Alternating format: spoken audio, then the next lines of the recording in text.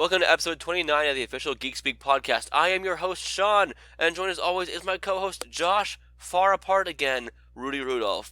This is the podcast where we watch movies, make movies, play games, and more. What else can you ask for? Happy Halloween! And... Ooh. Happy Halloween! And...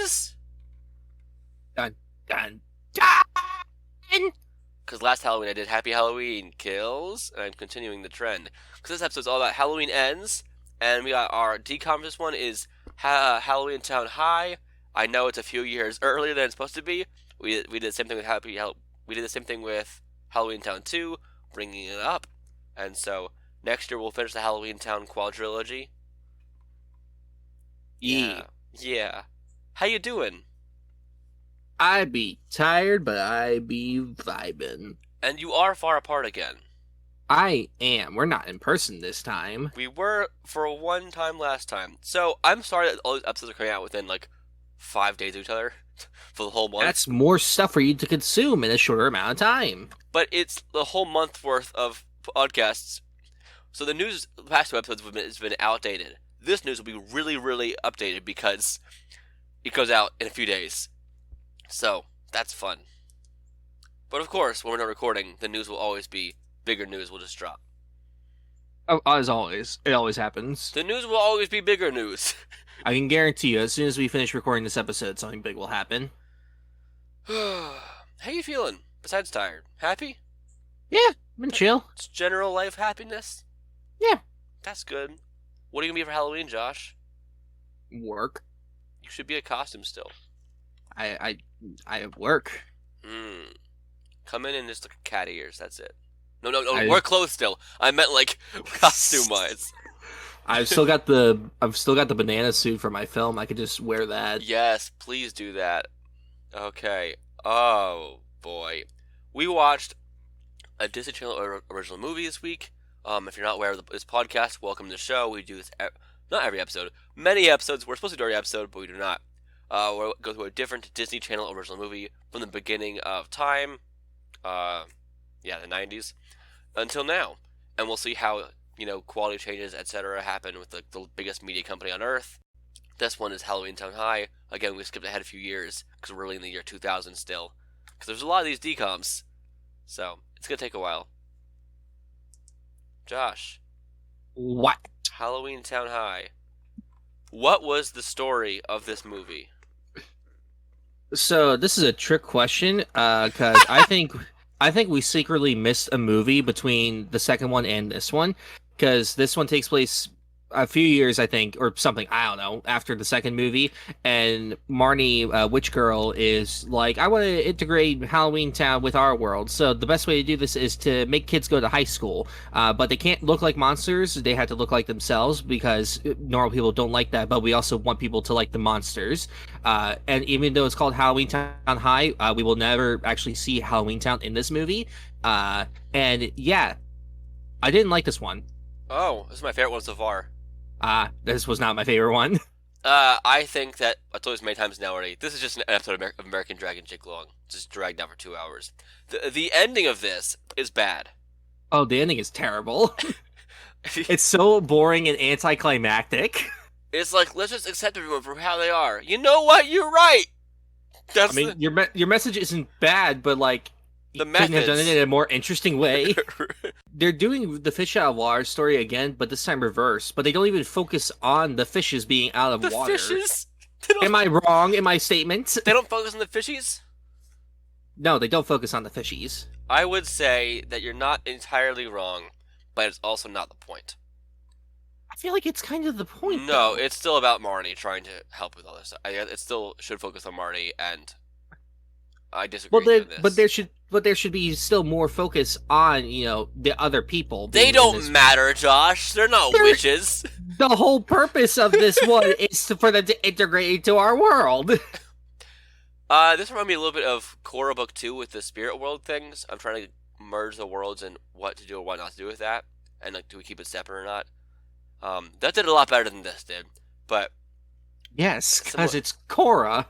The story of this, though, picks up. I don't know. I'm trying to figure out right now how far apart the movie it's got to take be a place. decent amount of time. I think it has to be a few months maximum. It can't I know be they because aged up. the second one was on Halloween, and this movie is being like Halloween's in a few days. So at the least, it's been almost a year. I think that's what it is. Then I think they've been trying to debate this, what to do with this portal, for about a year, and now they're trying to integrate. Marty last movie saved Halloweentown from the man who was organizing his socks. That's not accurate, but It's not wrong though. last movie there was a man with the yard sale. See, that right there is why the second one's my favorite. It's the most nonsense one though. But that's why it works, because we're still in the fantastical weird world and like seeing all this crazy stuff happen. This one, we're stuck in the normal world and there's nothing interesting happening. I had more to say about the last movie. Why did he have a time closet, Josh? Why did he have a time? Why not?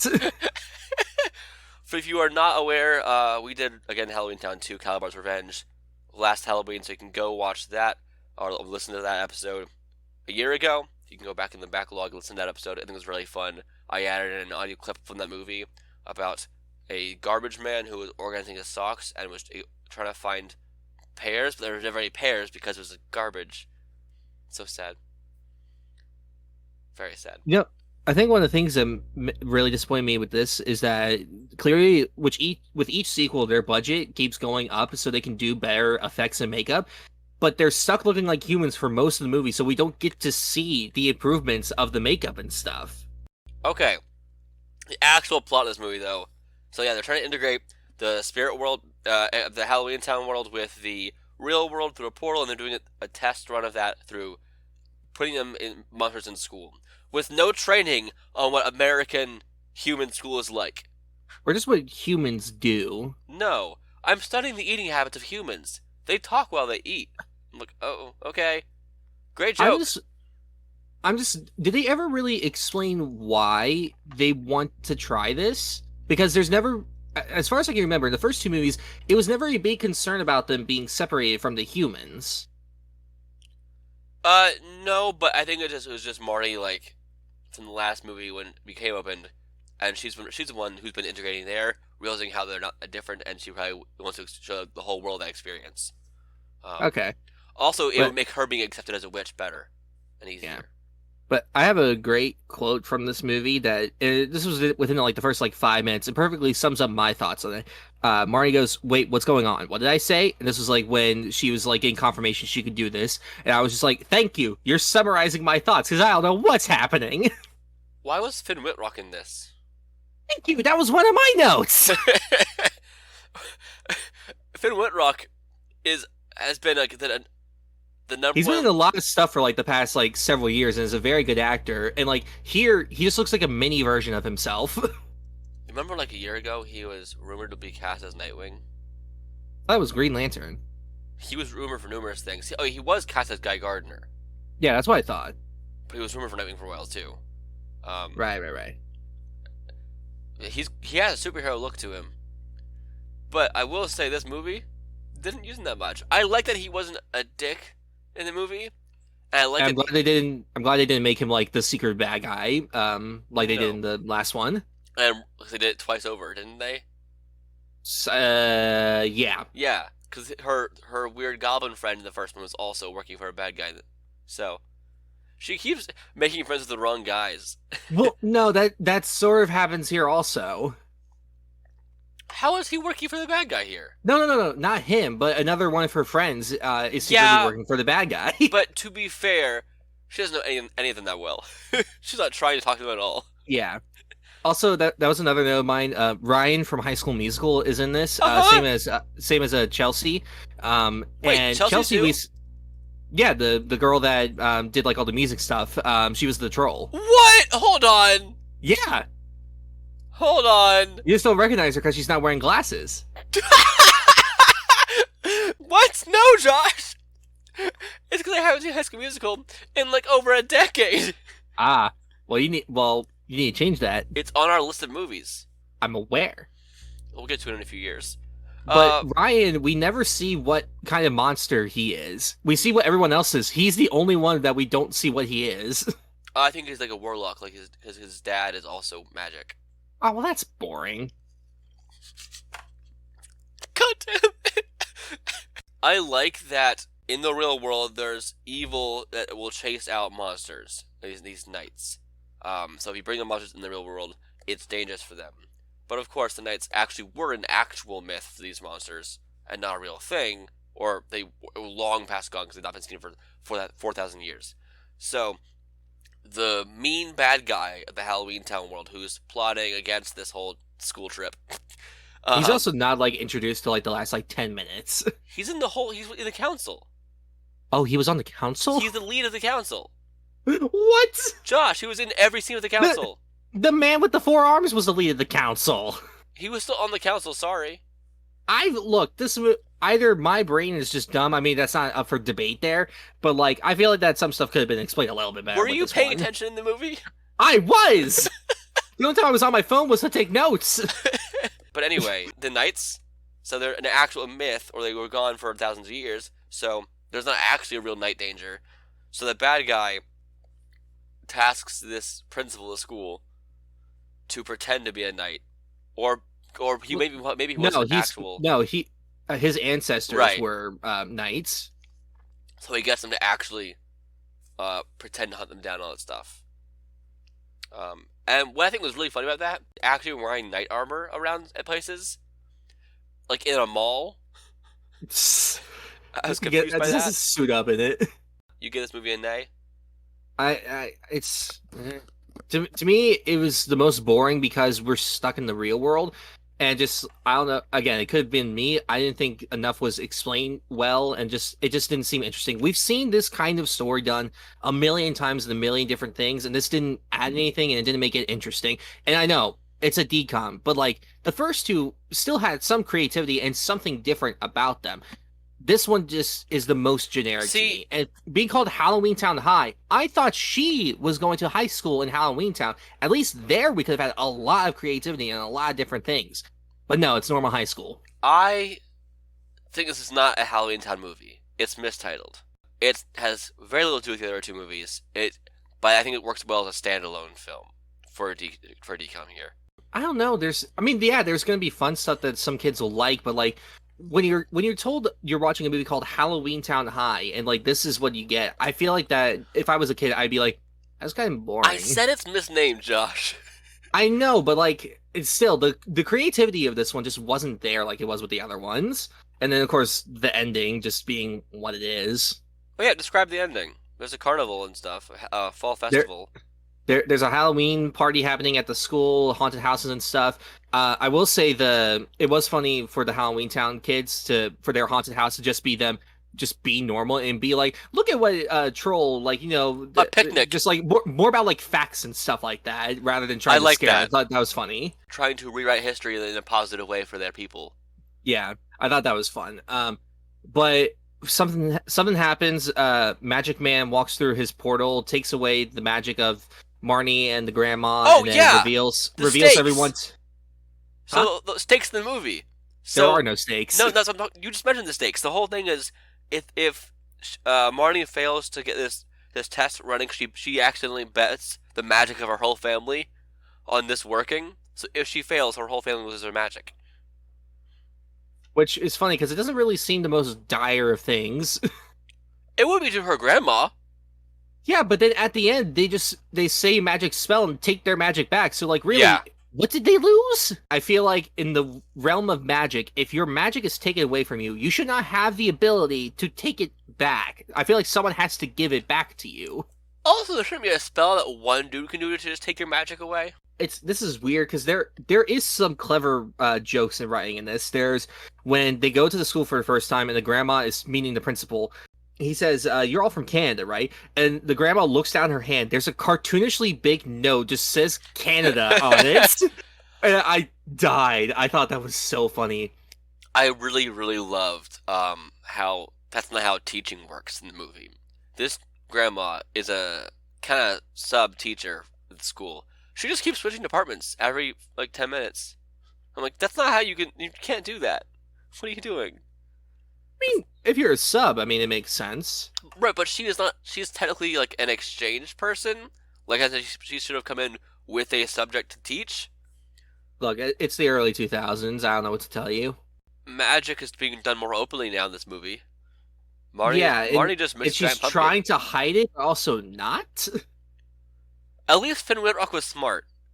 Yeah, he was just like, okay, something weird's going on, and then when he's going to give her flowers, the mom just knocks him out with magic, which I thought was really funny. Also, he's persistent, but not in a creepy way. Yeah, which I really appreciated.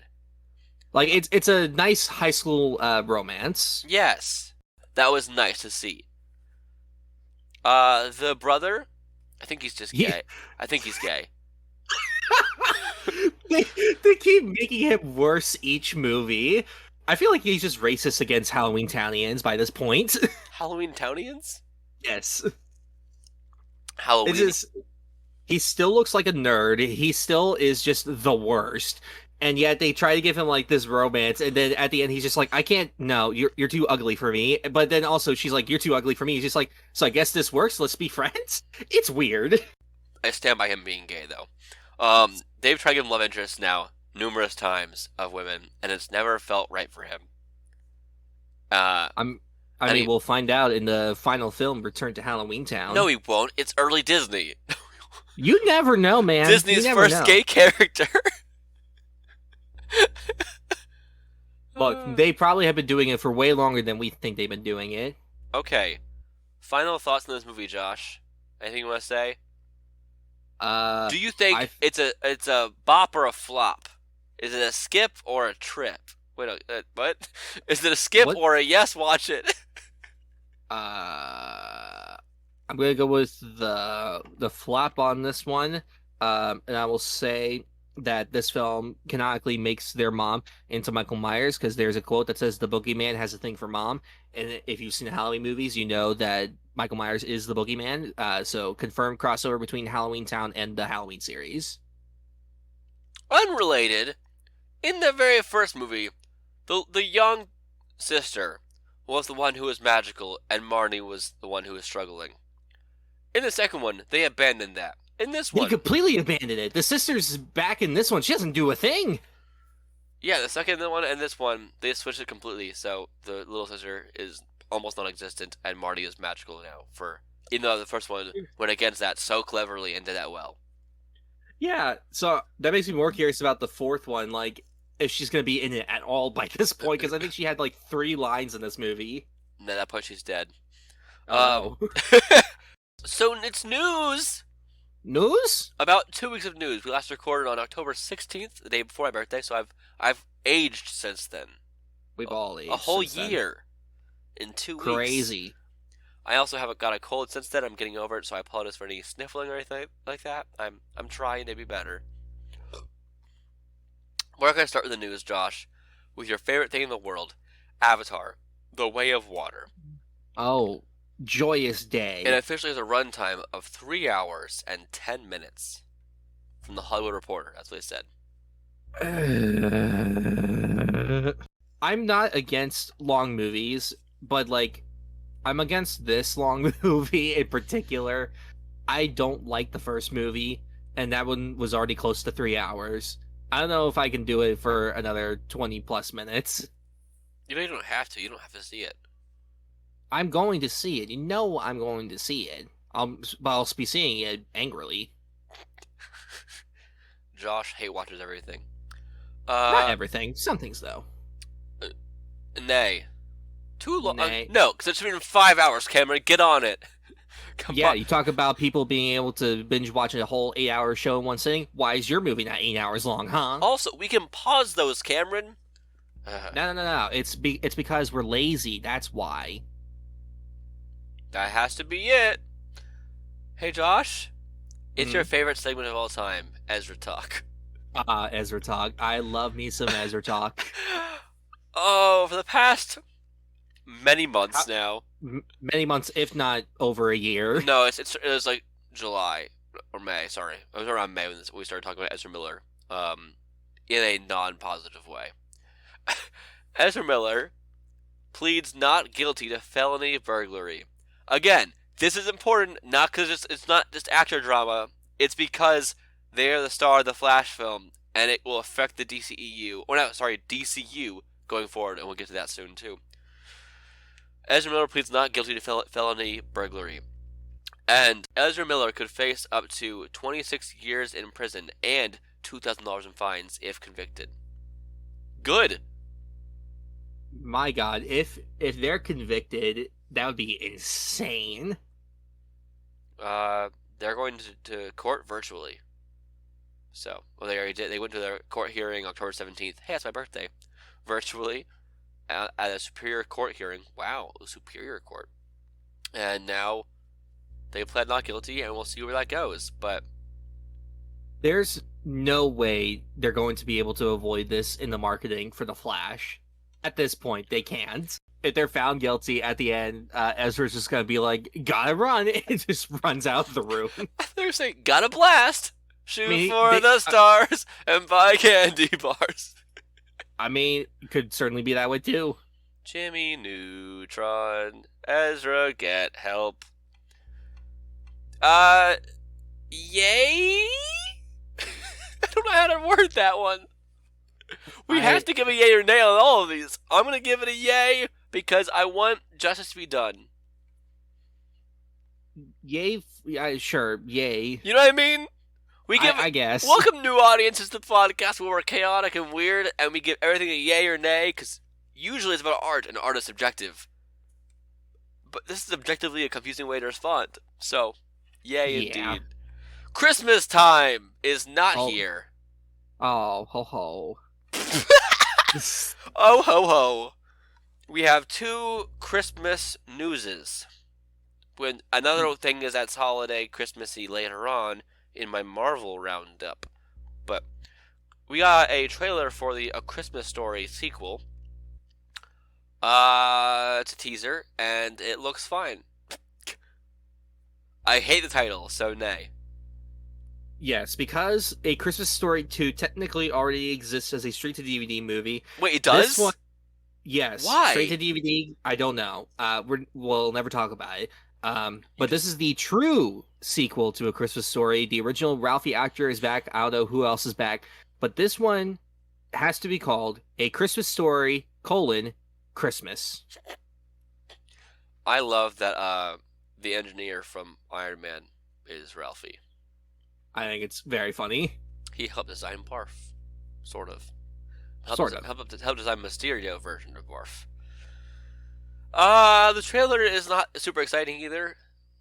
I mean, it's a teaser. I mean, what else was it going to be? Also, it's a, coming-of-age comedy drama, so... Well, he's going to be a dad now. I think that's what they're going for. Right, but what's this... Is it going to be a coming-of-age comedy drama for his kids? Is it going to be a, I can't get home for Christmas in time, I'm at the office kind of story?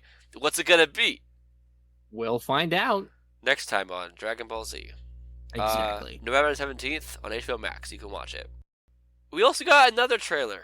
Teaser. This one, I'm going to watch on the reaction. Right now. I'm live reacting to the Santa Clauses teaser. Live reacting to a trailer during a podcast is the best way. With no audio. With no audio on it. So we'll see how it goes. Even better. We got reindeer. Oh, cookies. Oh, we got that classic fireplace being formed out of nowhere, just defying matter and physics. We got Tim Allen being too old for this role. Attacked by a bottle. That's crazy. A woman's yelling, saying probably, "Who are you?" But he says, "I'm Santa." I'm reading lips here. This looks like a show. Magic meter's going down. He has to flop down with a bag. Oh, he fell. I'm doing great at this, Josh. You're doing fantastic. I'm meant for reacting. There's a ball, an Oculus. That looks like... Oh, that's cool. Someone's yelling at Santa Claus. That's rude of them. Is that a son? How old is their son in universe? When does this take place? I'm imagining present day, so probably in his 30s now. Son's name is Charlie. But Tim Allen shouldn't be aging. Neither should his wife. I mean, his wife does not look that much different from the last time we saw her. No. Tim has aged a lot. Yeah. This looks... nay. I don't care. I don't think it should be a show. That's my problem with it. The premise of it is fine, but it's a premise for a movie. I don't know how they're going to be No, able to stretch this into a show. it's an A because he should be murdered. That's how the next Santa Claus comes about in this universe. It's a devil inside you. It's a demon. It's a parasite. And then once you kill someone, it transfers it onto you. How do we know he doesn't die at the end of this? It's what if he comes to the realization the only way for a true Santa Claus to form is if he has to die? And he makes his son push him off the roof. We have his wife murder him to become Santa. No, what poetic justice it would be if Charlie pushes him off the roof and then he puts on the coat and becomes the next Santa. He did say he wanted to work in the family business as Santa Claus when he was a kid. Exactly. So he has to murder his father.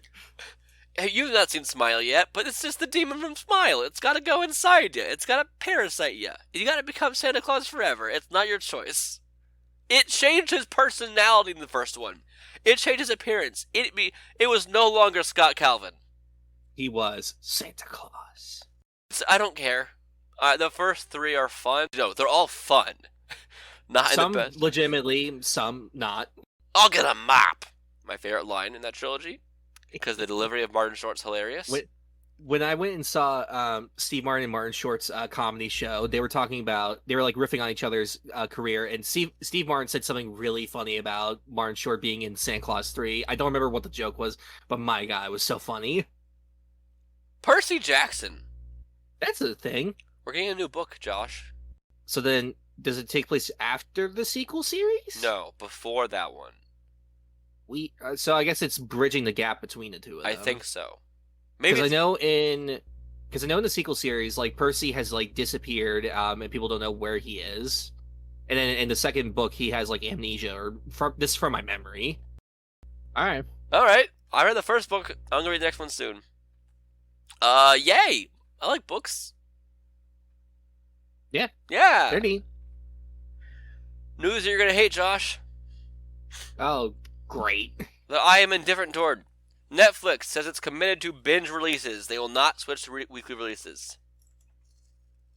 Look, binging something is fine. I don't have a problem with the idea of binging. I have a problem with Netflix being idiots. I think it can work both ways. I think that they... By not releasing their shows week to week and just dumping it all at once, they're basically saying like, okay, Twitter, it's on you now. If you don't spread the word enough and people don't watch it enough, then we will cancel it after like 2 weeks. But if they, actually released it week to week, that would give, a much bigger opportunity for people to discover the show before it ends, get to talk about it more, and give it even more press over a longer period of time. I think that works better for known properties. That works in Disney Plus shows because it's a built-in audience. Like, for instance, Stranger Things Season 1. If that was week to week, no one would be watching it. Because no one it was not heard of yet. That's why they did it. That's why they did binge release models, because they had the whole first season, and if you could test out a few episodes to see if you liked it. Well, I don't think that's the right way of thinking about it, though, because if it's something new, like, people don't know about it, but if people like start talking about it, hey, this new show is out, and like, they put out these episodes each week, like, you should check it out and watch it. They can watch the first episode. If they don't like it, then they don't have to keep up with it.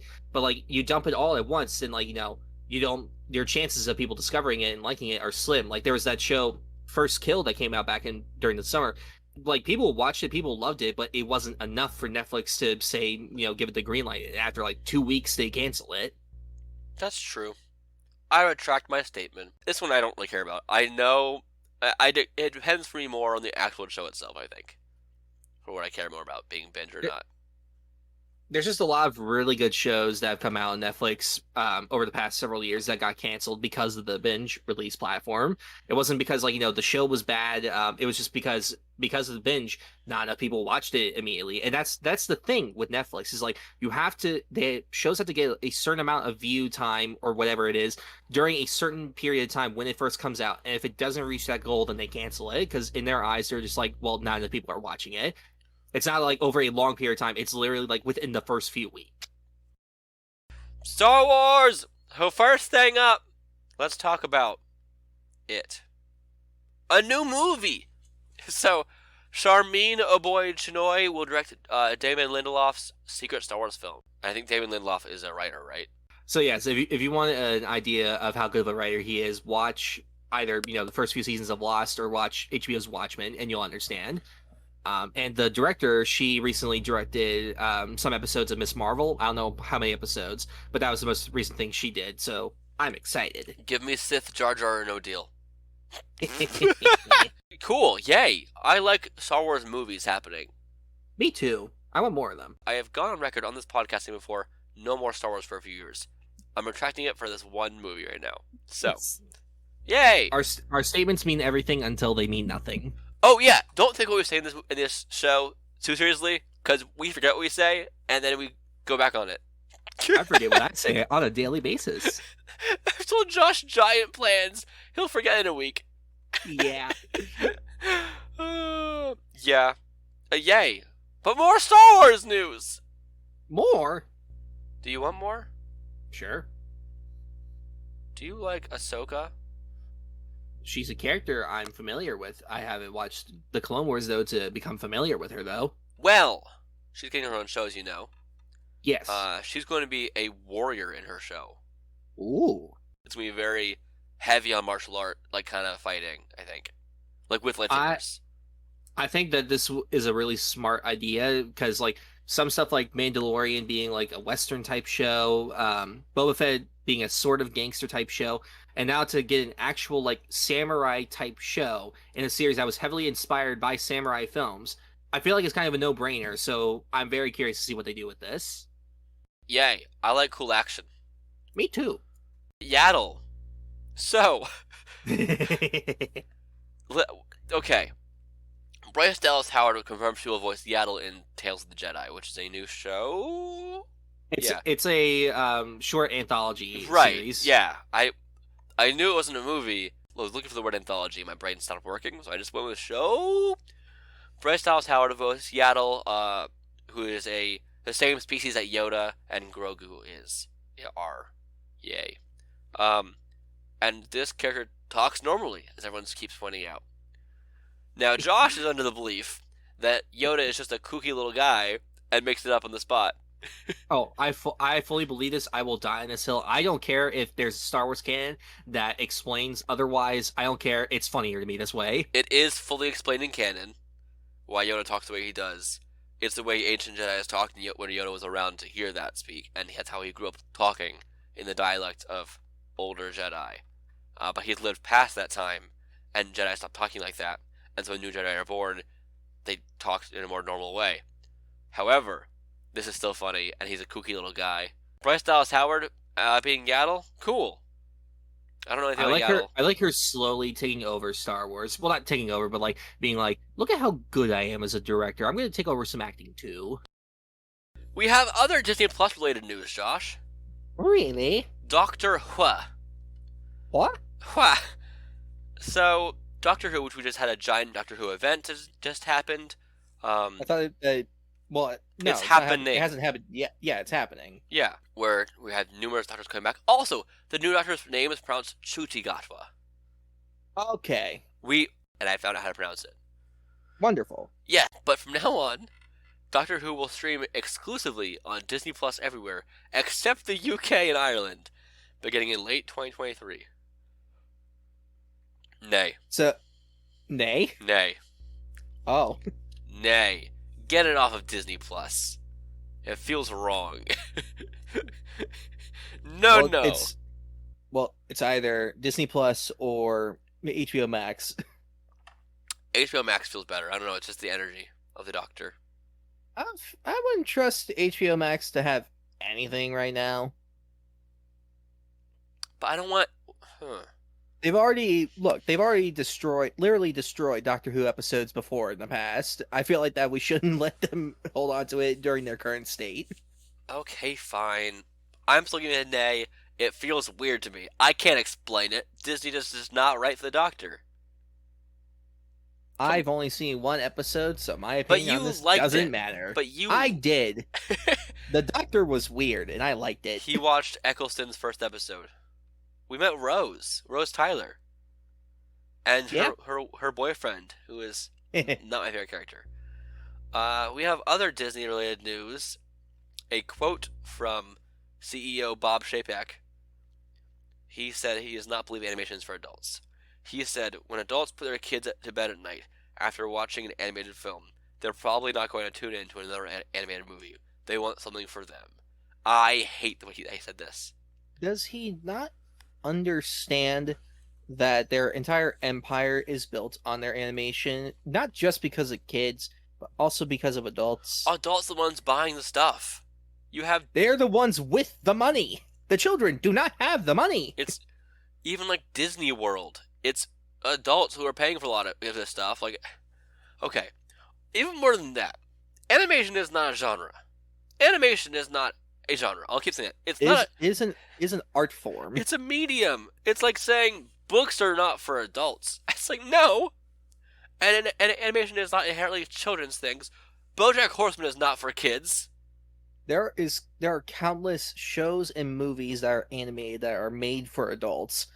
Like, it's not just a form that only kids watch or only kids can watch. This is a backwards way of thinking, and I don't know why he thinks like this. Also, a lot of animated things aren't even targeted towards one demographic. They're happen to be made in the form of animation, and whoever wants to watch it can watch it. There are so many Pixar movies that are not inherently made for kids, but aren't inherently made for adults. No, Pixar's general rule is they're not kids' movies, but they're movies that kids can watch. They're made for adults. They're also literally remaking their animated quote-unquote children's films into live-action films that, again, kids can watch, but also adults can watch.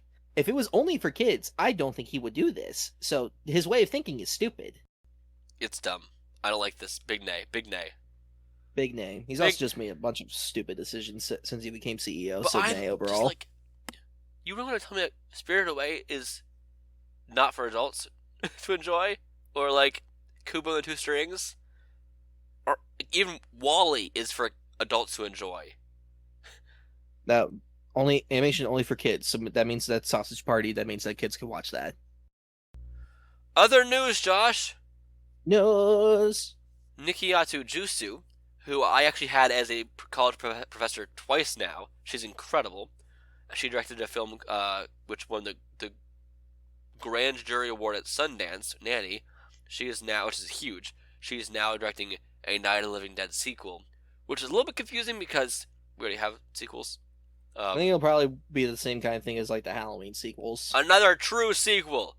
But I'm excited for this to watch Jusu do amazing things. She is an incredible person, a very talented director and filmmaker, and she's already taught me so much of what I know. So good I'm for her. Excited. Yeah. Yay. Yay. Also, I like spooky stuff. Spooky's fun. Also, I could go off for a long time about how it's so important we have a black filmmaker leading this film because of what happened and how amazing the first one did to advance black artists. Because, like, the first one was not intended to have a black lead, it was intended to have a white lead written for a white part. So, at the time, most horror writing was racist when it came to black actors. And at this point, it was not, because the black actor was basically playing the part that was meant for a white man because the best person got the job, and he did an incredible job. And so it undid so many racist tropes and helped further black artists in cinema so much. Yee. Thanks, Josh. You're welcome. He's my backup Yee guy. Yee. Not to be confused with Kanye, aka Yee, because fuck you, Kanye West. You've done terrible things right now. Stop being anti-Semitic.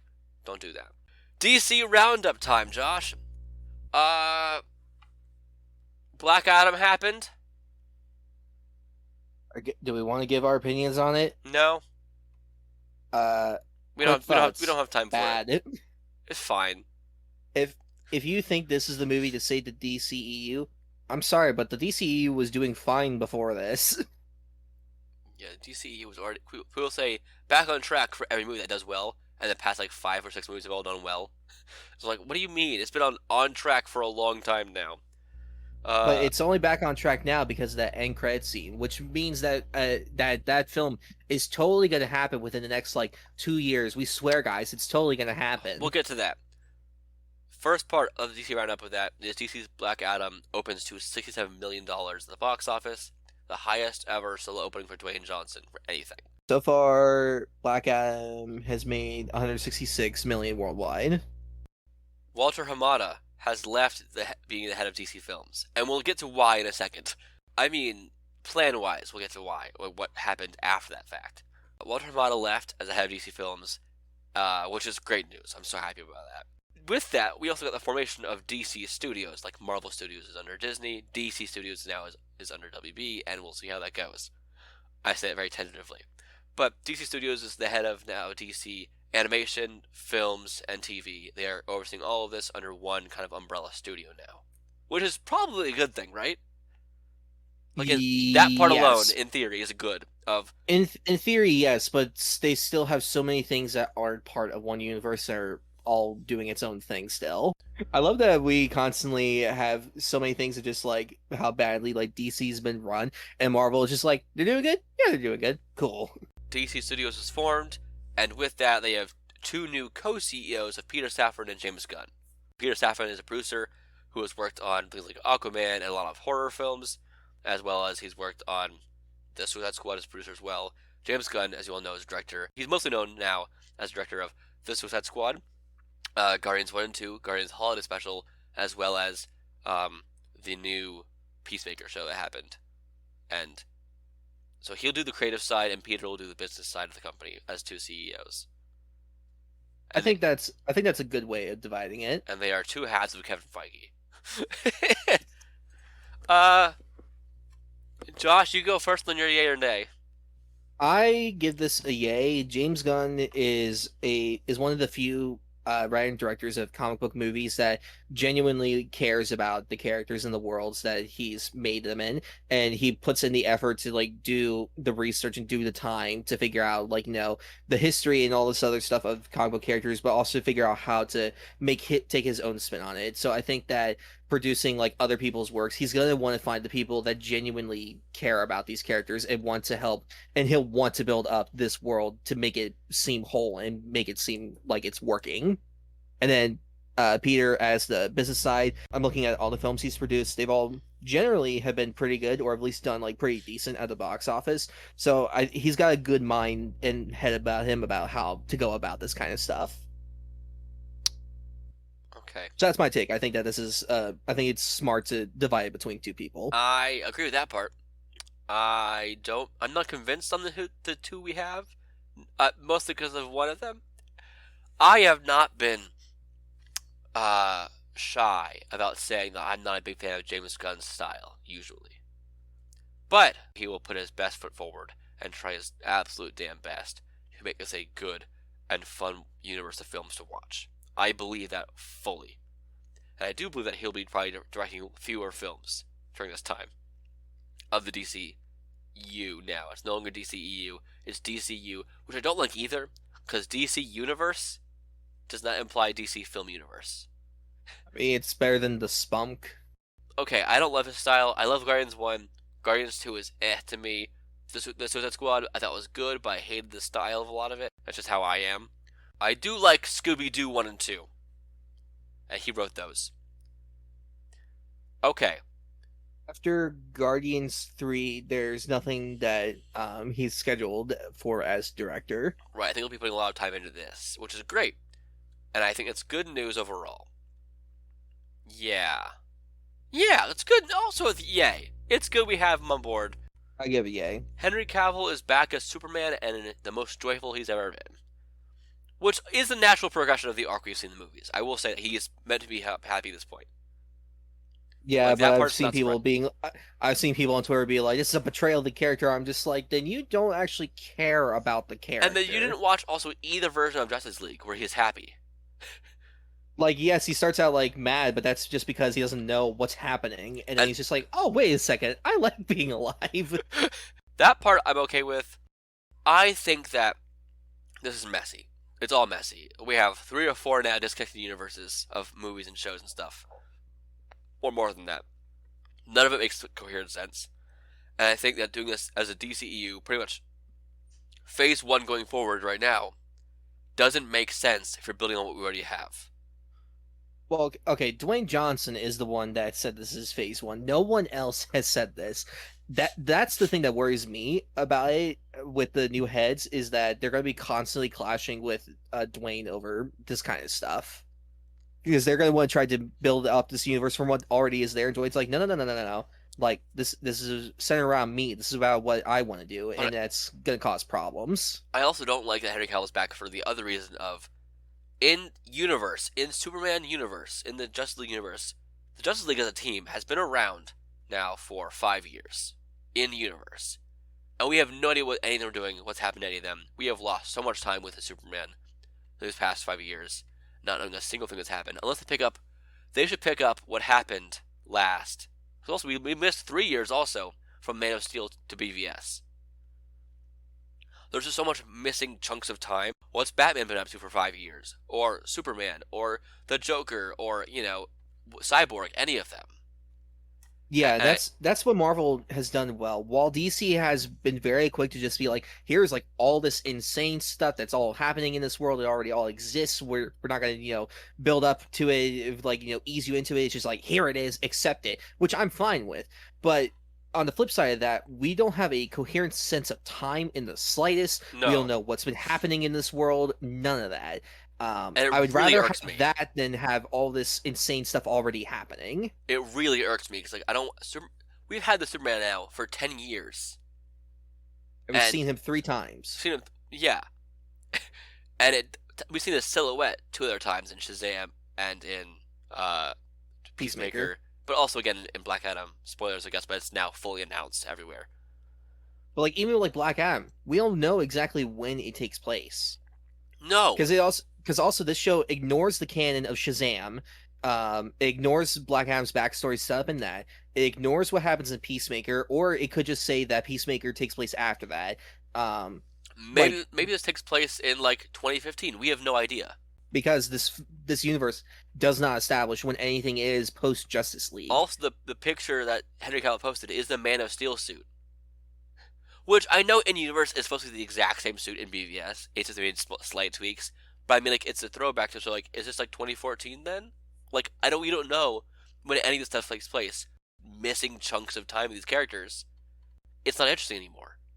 That's why we keep saying to just hit the restart button on it, because it's gone on for so long, but it's been so messy that you can't keep track or follow what's been happening. The real question I have is, what are they going to do about the Snyder Cut? Are they going to say that it's canon? Because with how that ends, you still could say it's canon. Yeah. The only difference would be the black suit, but like I don't think he's never going to keep that forever. So yeah, that's what it should be. Is that should be the canon version, and we move forward because we have Ben Affleck back as well in Aquaman 2.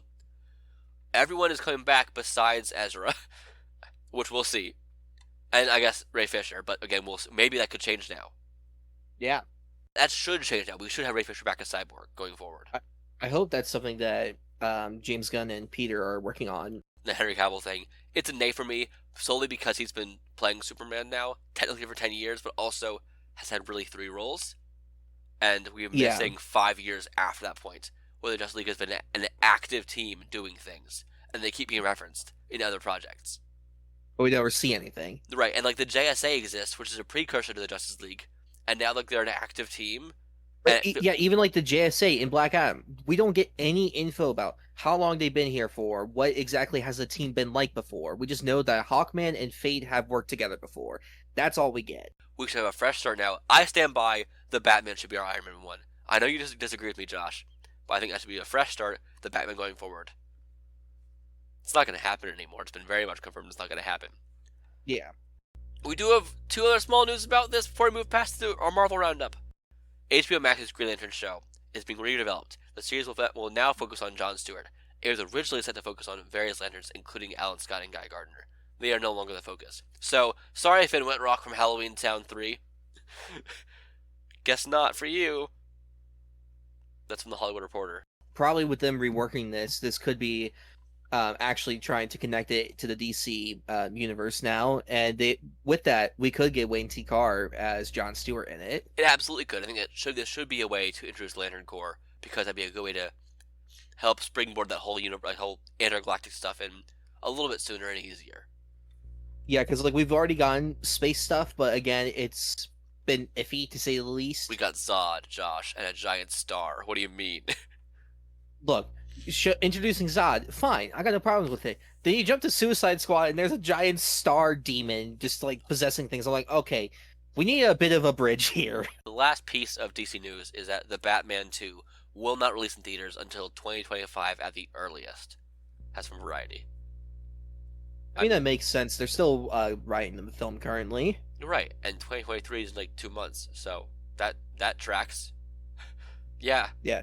Finish writing it, do all the other pre-production stuff, start shooting it post. Like, timeline-wise, it makes sense. Marvel roundup time, Josh. Marvel. We did our DC roundup. Now it's time for all the Marvel news of the past 2 weeks. The other night, Wakanda Forever had their premiere, and everyone was loving it, pretty much. So that's great. That excites me a lot. Everything I've heard about it is exactly kind of what I wanted to hear from this movie.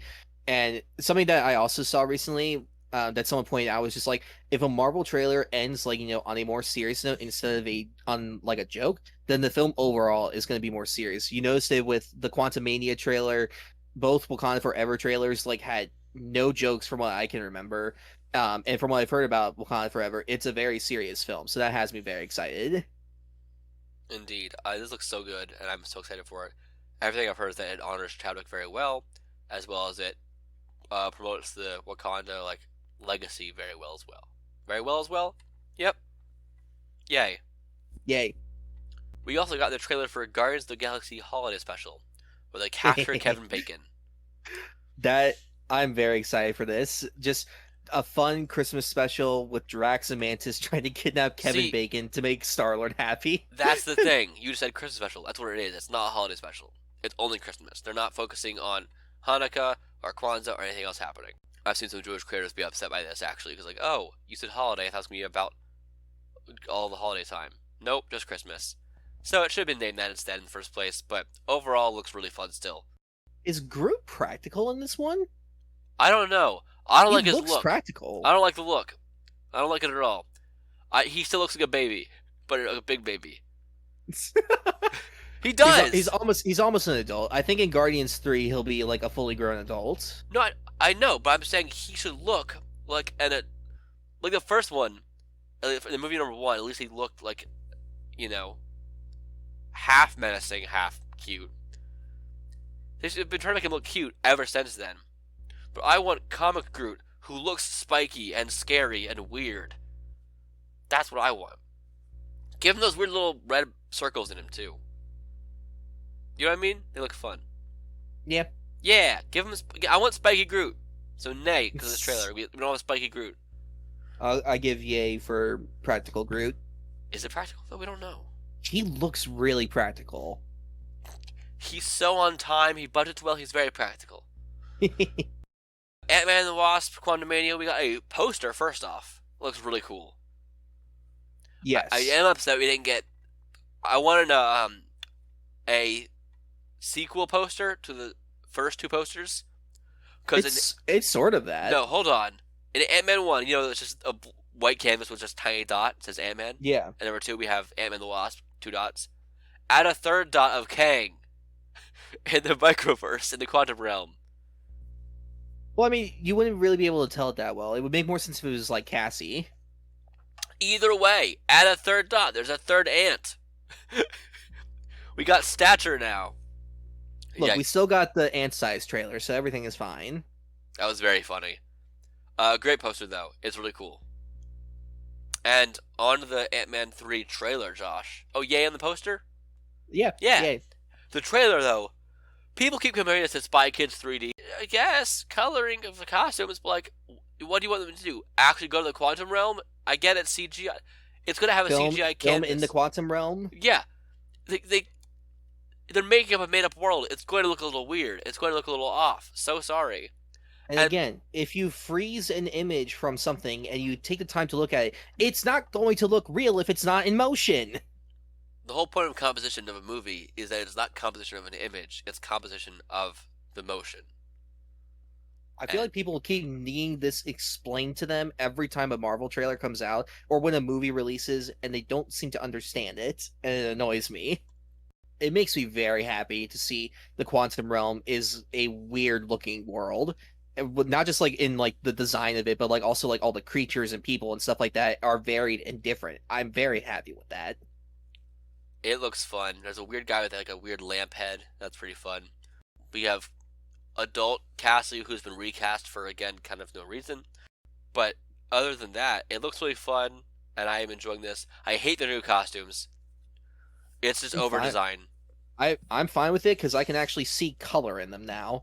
They were okay. Hold on. They're Ant-Man's Go back costume. and watch Ant-Man. Yes, had red. Go back and watch Ant-Man and the Wasp. You cannot see yellow in her suit at all. I agree. Oh, I can see it a little. It's like a gold sheen. That's it. I understand that. But I mean, the actual design though is just over-designed to hell. I think it's fine. One of the most simple costumes ever in comics is over-designed so much. I don't have problems with it. It looks fun though. Last episode, I talked to you about how this version of Kang Boy is a warrior variant, and now we get to see how cool he looks in his final Kang suit. We see looks great. Yes. Are you excited? I expect this film to end on a really dark and depressing note. I don't know what that would be, but if we're setting up Secret Wars, it's gotta end that way if we're introducing Kang in this one. They kill Hope's parents. They kill both Janet and Hank. I could see them doing that. I could see them killing Scott. Hope. I could see them killing Cassie and just leaving Scott by himself. I don't know. I want dark and depressing. And I'm not gonna be mad if it doesn't, but I think it would be cool. Cool. It looks really fun. I'm excited for it. I give you a. On to our next Marvel Roundup. We got Vision Quest. Wanda made a sex robot come to life, and now he's trying to discover, does he want to be human and sex robot, or just mindless sex robot? Now he's a white man. He is white now. Vision Quest is in the works at Marvel Studios. A writer's room is currently being assembled for the series, and they'll be assembled next week, apparently. But, cool.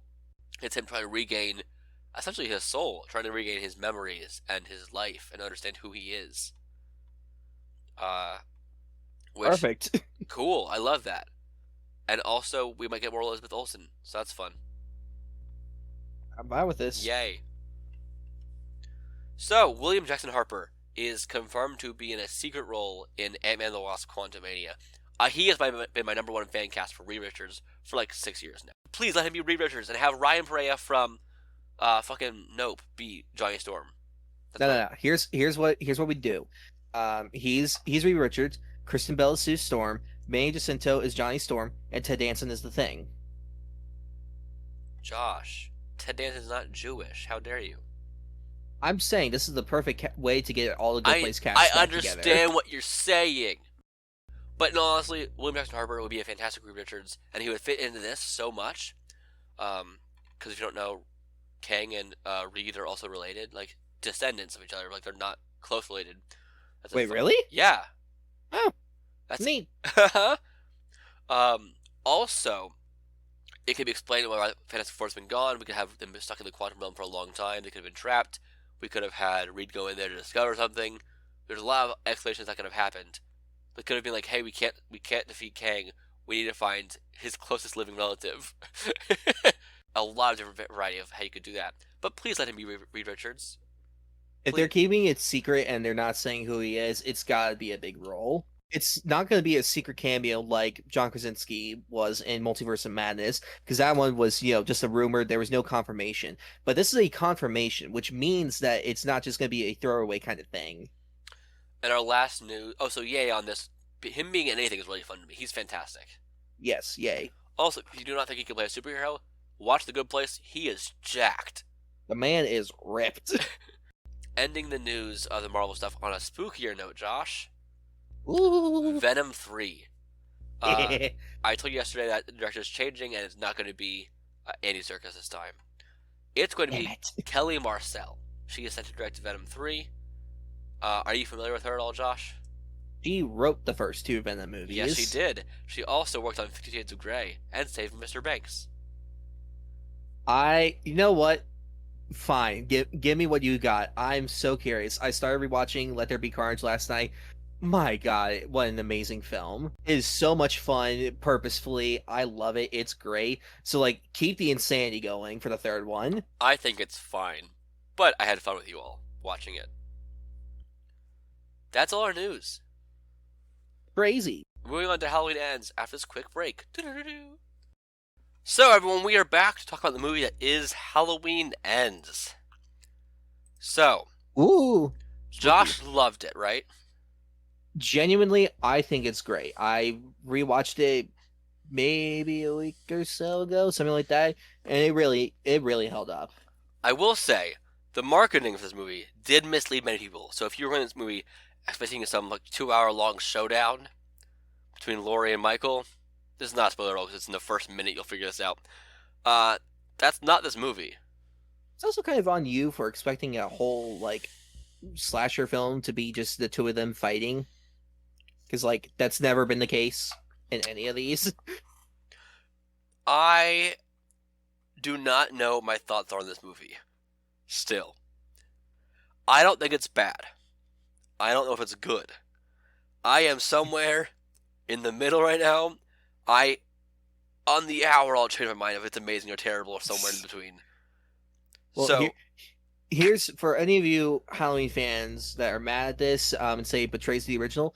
The man that created it said it was good, and he really liked what they did with it and thought that it was interesting. So, yeah, no, you're wrong. and he has trashed his own sequels before. Yes, So he is not going to hold back on what he thinks about a movie. he literally never has. So I'm fine with that. Non-spoilers first. We have the timestamps down below, as I always put down below, so you can skip ahead if you want to avoid certain things. But non-spoilers first. We start with a guy named Corey, who killed a kid by accident. Yeah, kind of messed up his life. Again, this is the first scene, by the way. This is not a spoiler. Yeah.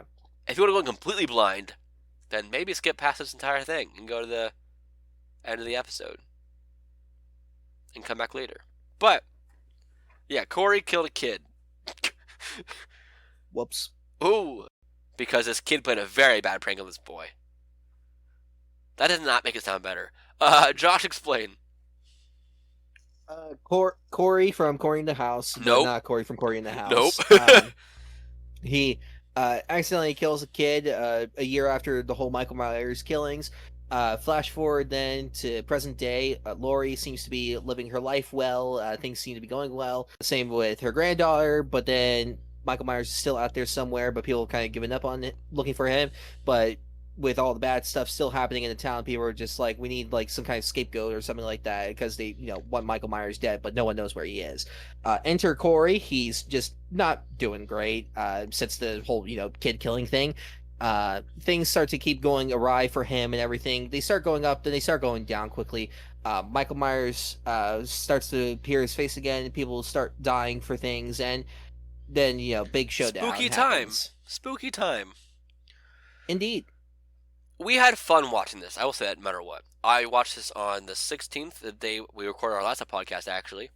And It was the time. We had people taking pictures in front of us in the seats. Literally flash photography. I almost got kicked out for trying to tell them to stop, which is fun. Even though And I work at a movie theater, which I think is the most ironic thing. He is a supervisor at the company of where we were at. So just a whole big ironic thing, which I find very funny. And you can prove it by pulling up your phone if you wanted to. I'm going to say, for the hell of it, to be contrarian, nay. I don't know if I even agree with that. I'm just saying it to be contrarian. Some good things like this movie. I really, really liked the overall production design and costume design of everything. Like everything, I liked the look of this film. And I said in the theater to you, after the movie was done, of course, that I said to you, I think the director did a better job directing this one than the last one, at least. Like you could tell the directing felt really good. Yeah, you can definitely see the difference between the second one and this one. The first one, it was very clear through and through of the direction, but Kills kind of felt like that they didn't really know what to do for that one. But then this one, became clear again for them. I will say this trilogy feels kind of like mimicking the response that people had to Halloween 1, 2, and 3. The first, people loved it, and it felt a very true kind of good sequel to the first one. Halloween 2, I know people are very mixed on, I think, original Halloween 2, because if it was a lot of gratuitous killing in that movie, and people were not a huge fan of that, and then Halloween Kills had a lot of gratuitous killing, people weren't always a big fan of that. And then Halloween 3, because there was always meant to be an anthology in the first place, they went back to that idea, and Michael Myers isn't even really in it. And in this one, Michael Myers isn't in it that much. It kind of replicates that same idea. Yeah, I thought the approach that they took with this one was very interesting. Not at all what I expected from it, but it was honestly a really welcome change of pace for me. I don't know if I've talked about it on the podcast, but I'm not the biggest fan of slashers. I don't think they're bad. I have nothing against them, but for me, horror-wise, they're just not for me. Now, of course, I like Halloween 2018. I like the Scream movies. Like, there's slashers that I like and I think are good, but especially with kills, I kind of came to the realization, like, it's just not entertaining for me just to see this big hooded man just go around just stabbing people repeatedly and then the movie just ends. Like, to me, it's not scary and it's not interesting narrative wise. So for this to kind of go against that completely and do something very different, I was just like, welcome change of pace. We'd love to see it. I will say this. I had a great time watching this guy named Corey lose his fucking mind. Yes. It was a lot. He went crazy. The progression of it worked really well. And I wanted the movies to dive more into the supernatural stuff. Like the previous one kind of touched on a bit of how, and then kills, and in 2018, we all know Michael can survive like pretty much everything. We know that. It's been established in almost all the movies. And I like the idea that he is, I've always had the belief that he is a demon. He is like from hell. He really is the boogeyman in some way. And I would like to touch on a little more. There's some kind of implied stuff here though with that. There's a lot of implied stuff, especially on rewatch. When the eyes for sure. Yeah, there's a thing with the eyes, but then like when he takes his first kill again, you can see it like he's like struggling at first, but then like as like the life is being drained from him, you can kind of see the life coming back into Michael. I guess we're in spoilers already. This is it's hard to not spoil this movie without talking about the plot. Yeah, like the marketing hides a lot from it, and it makes sense as to why. So I guess at this point, if you haven't seen it, then whatever. It's on TikTok and it's still in theaters. Spoilers now. So sorry. I know we're like 7 minutes into our discussion, but we usually wait longer. But spoiler time. Oh well. Okay. Yes, I really liked when Corey. You actually missed this scene because you went out during this one moment. But Corey, well, I mean, I saw it again. That's true. That's right. Corey, when he threw himself off, he fell off the bridge. He was tossed over by marching band kids. That's the one thing in this movie I have a gripe with, is that they try to make marching band kids seem like just like cool jocks, and it doesn't work. No, but it's very funny. Yes. He finds this sewer pipe, which isn't really a sewer. It looks like a fucking dungeon. Yeah. Like, this isn't how sewers work, bud. Oh well. And so they went in there, and they had a jolly good time. He found Michael Myers. Yep. So people kept wondering why he survived Michael Myers' attack. Well, he did watch a body get dragged into it, which is also terrifying. How has Michael been surviving? That's never explained. I wanted it to be touched on. Well, I think like similar to your idea of him being like some kind of demon or something like that, I don't really think that he needs to eat or drink to survive. And if he does, then he's just been eating rats and sewer water. Or people. That too. I prefer not to think about that. So I definitely got some weird vibes from my boy Michael Myers here. This movie. What do you mean now? No, I mean about the maybe eating people. Not just now, Josh. It's always been the vibes have always been off. Just a little bit. But Corey goes into the sewer pipe and is like, "Hey, it's my boy Michael." That's not exactly how it went down. But he went in there and he survives. And he thought miraculously, they were buddies now. Which they kind of are later, a little tiny bit for a few minutes. This is kind of what I got from it. There was an interview that the director was giving, talking about it. He was kind of relating this to another John Carpenter movie, Christine, about the demon car that kills people. And that, from what I've learned, is that the car forms some kind of like connection to the main character, like learns their thoughts and like all this stuff, and learns about like being bullied. So that's when the car takes vengeance out on the bullies and stuff. that's a very similar thing to what happens to Michael in this, is that he kind of sees into Corey's mind as to like what happened to him, and so that's when he lets him go, as he sees what he's been through, and that's, but Corey also kind of took something from Michael as well, kind of like that urgent desire, kind of like, or maybe Michael sort of gave him his urgent desire to kill. I think that Michael Myers also feeds off of trauma. Yeah. Similarly to how Vecna does, or Smile, or It Follows, stuff like that. And I think that in this movie, just my interpretation, the reason that Michael Myers is okay is because he is the ultimate evil. But the reason that Corey also could beat him in a fight is because he also became the ultimate evil. And at that point, they're evenly matched on that part of it. And so he's just fighting an 80-year-old man. That part's easy. That's what happened. Like, they both became the same amount of ultimate evil. Like that whatever that curse, whatever the demon, whatever it is. Corey also ended up embracing that and becoming that. So there was no longer the barrier of Michael being able to slash him as easily, because that outmatchedness is not there anymore. That's why, because I know people kept complaining, he defeated Michael Myers. Yeah, he's like 90 years old. He's so old. Like he's an old guy. But that's also kind of why I like the film not giving answers to a lot of stuff, is especially with this one, kind of leaving it up to interpretation as to certain things. I prefer it sometimes when that happens. It gives you enough context clues to form some kind of idea, but it never says like one idea is the correct idea for it. It does not make sense, though, why Michael Myers in the end even fought Laurie in this movie. It makes no sense. Because of one thing.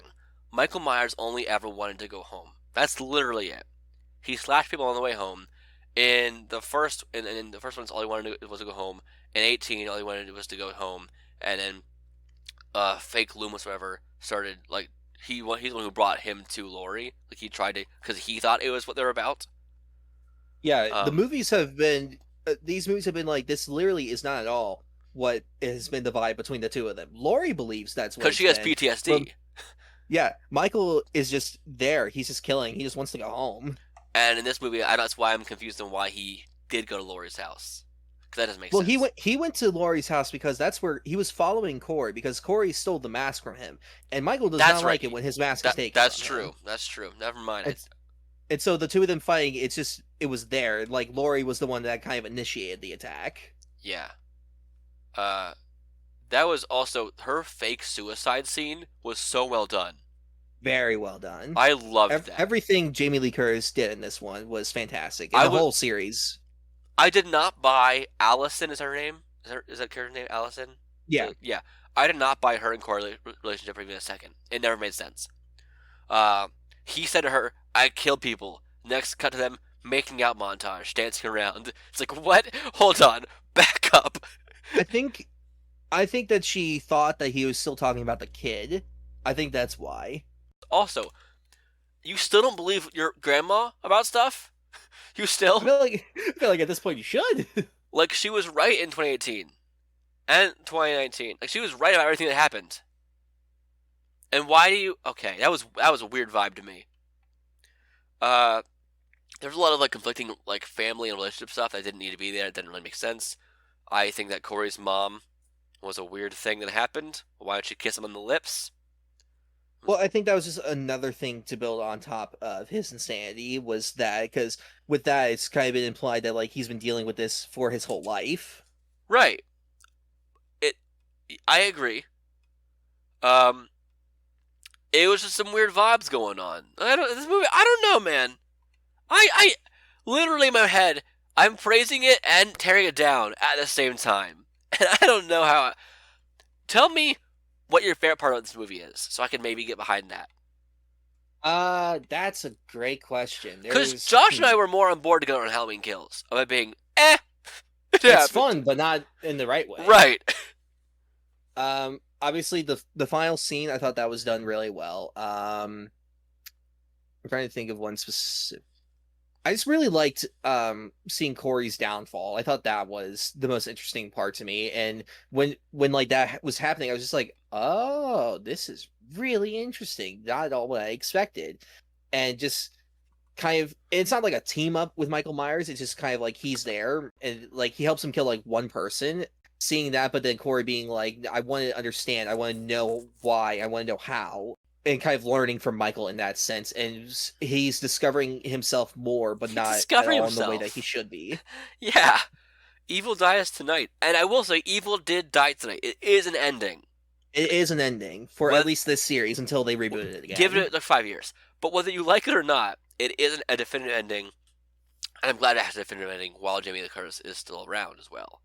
Because a lot of series is keep bringing things back again in loose ends when one of the main actors no longer is around. They really destroyed Michael's body. Yeah, they were just like, he's dead. He's not dead enough. You know what? Yay for a garbage compactor. Yay for garbage compactor. That's what the movie's a yay now because of that one reason. There we go.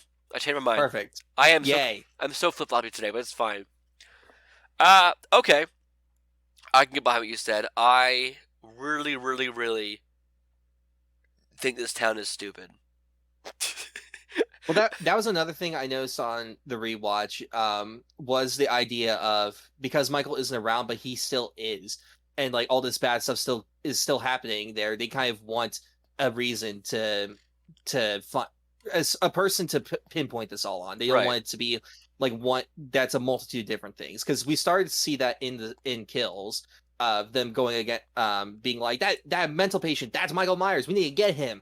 Wasn't at all the case, but like just to see the whole town like rile up against that, and it's an idea that's further put into this, and they put it onto Corey when the kid killing happens, and so then Corey's kind of just like, fine, and I'll be their scapegoat. I will literally become the next Michael Myers. Then if that'll appease them, I don't think an idea like that. I think it's also very funny when Halloween Kills or Halloween, it was like, he's been terrorizing this town for 40 years. No, he wasn't. Not in this timeline.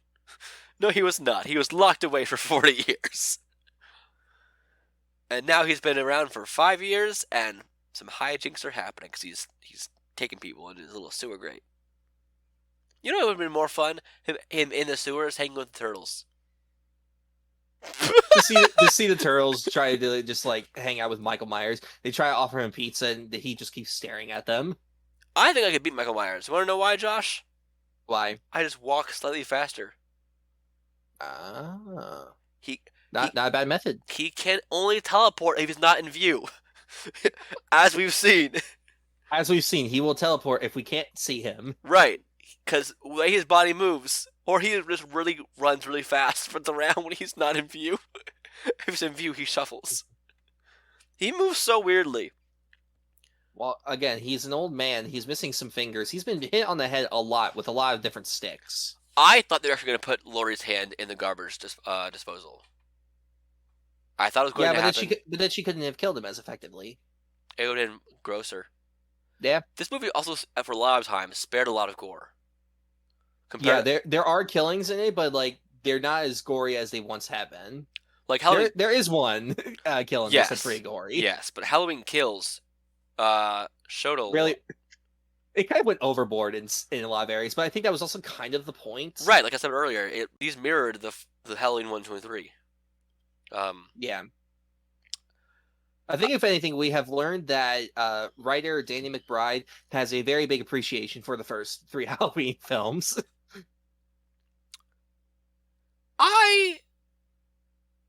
Yeah. You know what, Josh?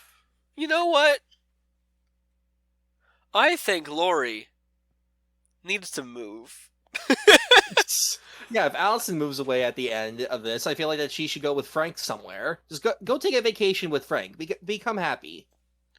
I also looked at this movie shows the aftermath of that night in 2018 a bit. Yeah, that while Laurie is being like, my life has gotten better. Life hasn't gotten better for a lot of people. There's still a lot of losses that night. Because after that house burned down at the end of 2018, Michael got back up again and slaughtered the whole town pretty much. So a lot of people died. Like, people were talking about how someone's husband is in a coma because of you. It's like, that's not because of Laurie. People cannot be blaming Laurie Strode for this. There was kind of a part of me that wanted it to be revealed that Laurie caused the bus crash in the first movie. Like, she wanted him to break out so she would be able to kill him. I think that's too much. No, I know it would have been too much, but I feel like that could have been an interesting avenue for them to explore. just that. But I think it was probably like the doctor that caused the bus to crash in Or- the first one. It could also just crash by happenstance. Nah, there has to be a reason. It's his magic demon energy that did it.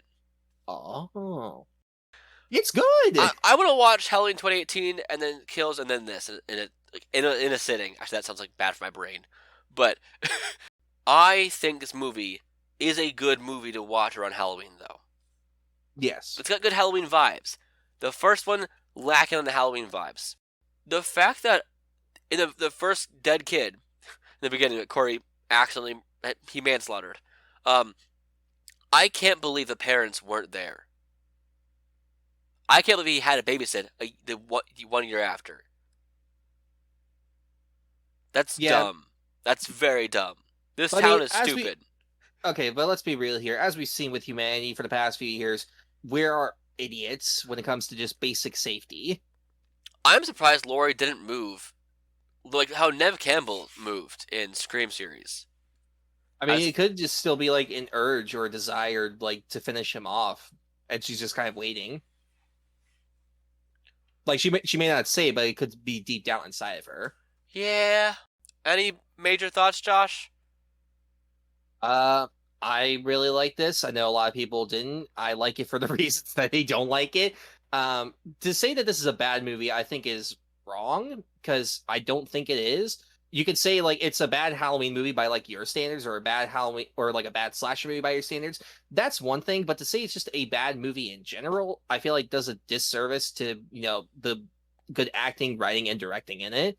I don't think it's like one of the greatest horror movies ever made. To be fair, those are your opinions. Like other people can have a valid. No, I know it's my opinion still, but like people are just being like it's one of the worst things ever written. Let's petition it to decanonize and all this stuff. I'm like, can you all just watch Scream 5 and see what you're doing, please?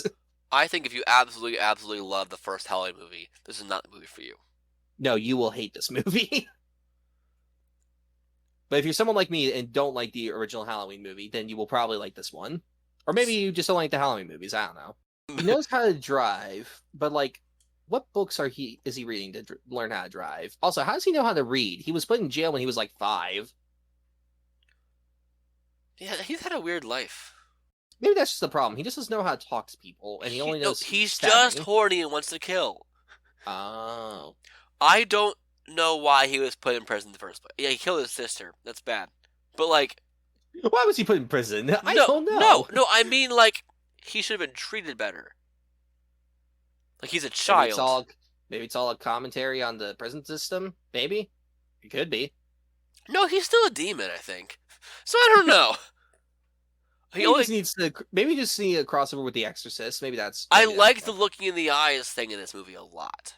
Yeah. About you look at his eyes. What do you think? And then when the father of the dead child said that the eyes he looked in were not Corey's eyes, that those eyes could have killed my son. Like I knew Corey couldn't have the one who mowed my grass and babysat for me, but that kid I saw that day, he could have done it. Like that's cool. Yeah. And like the same thing like happened to Laurie, like after he encountered Michael, he came to go visit what's her face, her granddaughter, and Alice, yeah, and like he not on purpose imitates the way Michael like first looked at Laurie when he was sneaking around in her backyard, and Laurie's just like, okay, what's up with this kid? And she starts talking to him, and she's like, something happened between yesterday and today. Something's off. And he's like, you put me to her. You brought me to her. You brought us together, and she can take you apart. It's okay. Rip to Allison's parents. Yeah. They didn't deserve to die. No. Especially the mom for what happened. Like, actually, no, that's more on her than the other one. The dad was just out there.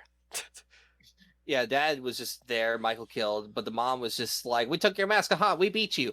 I have a feeling I'm going to go up into his house and stare out a window. That'll end well for me. Well, everyone wants to see what he was looking at, because that was the whole thing. Is like, why was he He was seeing a street, and he was dazzled by the lights. I give it a yay. I give it... Yep. I've said my ones. I said my yays and my nays this time, and I'm leaving it for what I said. Bit of both. I'll watch it again, but I think I sort of added to this discussion. I don't think I was a useless person here. I think it don't. was good to have the two different perspectives on this. One of which is a perspective, the other one is a I don't know. I mean, But sometimes it's reversed for both of I us. talked about things that I thought were good and bad. I gave As you thoughts. should. I gave opinions. This is a podcast. Yeah. What do y'all want us to talk about in November? Anything fun? I don't know. You got any Thanksgiving related movies for us to talk about? There's a few of them, surprisingly. There's Hallmark movies. There's that. There's the animated movie Freebirds with Owen Wilson and Woody Harrelson. I saw that in theaters. That was weird. Our next DCOM is the girl from Planet Weird. Oh, yeah. So get on watching that, Josh. We have to talk about it next week. Fine. This episode should come out on Halloween or the day after. I hope you all had a great Halloween. If you celebrate Halloween, what are you gonna be for Halloween? I'm gonna be Flynn Rider. My girlfriend's gonna be Rapunzel. I'm going to be at work. Do. Remember, get spooky, be safe, eat candy. Also, if you see someone in a Michael Myers mask, maybe avoid them. Or There's- go give them a high five. Who knows? No. Oh, where can people find you online? I'm on places. I'm on Elon Musk's Twitter at Oh my god, J_Rudy28, no. Instagram at J_Rudy16, YouTube at Josh Rudolph, TikTok at Rudy_the film nerd. Yeah, I'm on places. I do the things. You can find me on Twitter at The Theater Nerd. You can find me on TikTok and Instagram at That Nerd in Theater. And also, you can email the show at podgeekspeak@gmail.com or tweet at us with #GeekSpeakPod or at GeekSpeakPod on Twitter. Thank you all so much for listening. I'm sorry I have a cold. I don't want to have one. It's almost gone. Good. Yay! Any thoughts from me, Josh? No thoughts, head empty. Eat lots of candy, do the spooking well.